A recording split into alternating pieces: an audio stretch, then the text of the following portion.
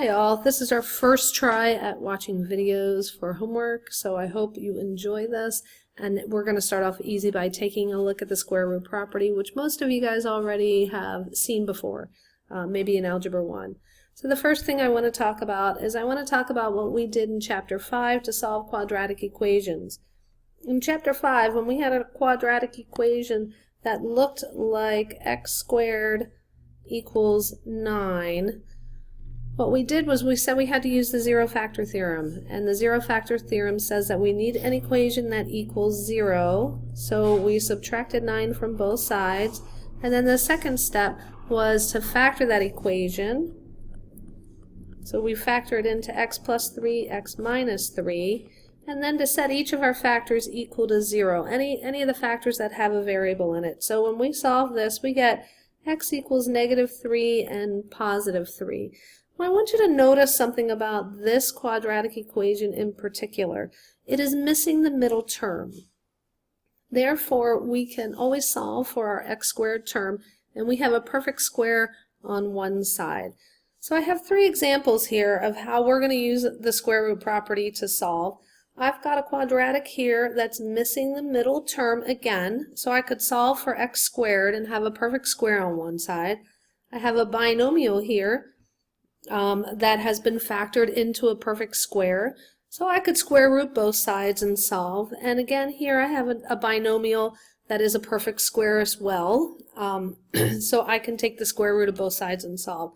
So we're going to use our square root property today to solve all of these examples. So I want you to take a look at the square root property at the top of this page, and the square root property states that if b is a real number, and if a squared equals b, then we can take the square root of both sides and solve for a. But one of the most important things about this property is that you get a positive and a negative answer. Positive and a negative answer, which might look a little confusing because back in Chapter 7, I believe it was, we stated that if you're given like the square root of 4, that I'm only asking you for the positive answer. And that's because we have a positive 1 sitting out in front of the square root. If we have a negative in front of the square root, I'm asking you for the negative answer. Okay, so I don't want you to be confused about the square root property, because when you use the square root property, what you're doing is you are taking the square root. You're not seeing a square root that was written in a book. You are the one that's taking the square root. So I don't want you to be confused about that. So let's go ahead and take a look at these 3 examples and how we could use the square root property to solve. So again, here's a quadratic. We are missing the middle term, so we could solve for x squared and have a perfect square on one side. So let's go ahead and add 14 to both sides of our equation. And then let's isolate our x squared by dividing by 2. So we get x squared equals 7. So let's use the square root property by taking the square root of both sides, and I am going to remember that plus or minus in front. So when I take the square root of both sides, I now have x equals plus or minus 7. Since the square root of 7 does not simplify, that is our final answer. We have 2 solutions to this quadratic equation, positive radical 7 and negative radical 7. So in my second example, I have this binomial that is squared, so it is a perfect square. So it's already isolated by itself on one side, so we can take the square root of both sides, and we're not going to forget to put that plus or minus in front.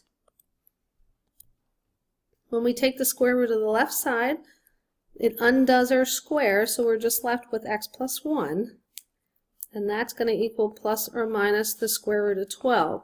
But we know that 12 is 4 times 3, and the square root of 4 is 2, so we need to simplify that square root of 12 into plus or minus 2 square root of 3. Our last step is to solve for our variable x by isolating it. We're going to need to subtract that 1. When we subtract that 1, we're going to put it in the same form that a complex number looks like. We want our whole part first, and then any radical second. So our final answer is going to look like this. And again, we do have two answers. We have -1 plus 2 radical 3 and -1 minus 2 radical 3. And then our very last problem that we're going to look at is this problem right over here. And I want you to notice on the right hand side we do have a negative number. On the left hand side, again, we have a perfect square binomial. So let's go ahead and use that square root property to solve. We're going to take the square root of both sides. We are not going to forget that plus or minus. And once we take that square root, it gets rid of our square and we're left with 2x minus 5 equals a positive and a negative square root of negative radical, or of radical -16. And we know that when we take a square root of a negative number, we get an imaginary answer. So from chapter 7, we can reduce the right-hand side to plus or minus. That negative underneath gives us an I. We know the square root of 16 is 4, so we end up with plus or minus 4i when we reduce. Now we still have to isolate our variable, so we are going to go ahead and add 5 to both sides, and we're going to put it in a plus bi form, and then divide each term by 2 to get our final answer. And we can reduce 4i divided by 2 is 2i. So we do get two distinct answers here. We have 5/2 plus 2i and 5/2 minus 2i. So that concludes our first homework video.